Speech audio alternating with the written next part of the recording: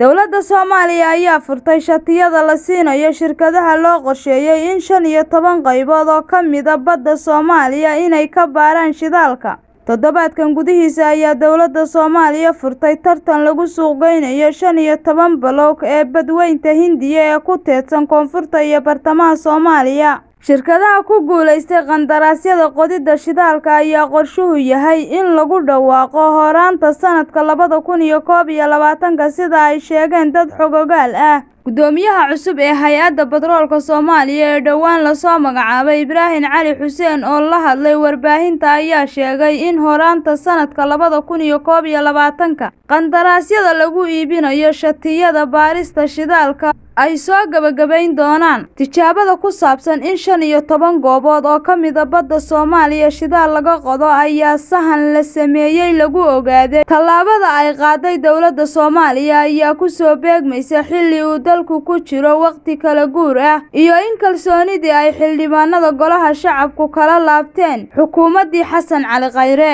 Fahime Xasan Cali, Fahime Qaran, Sahal Cable.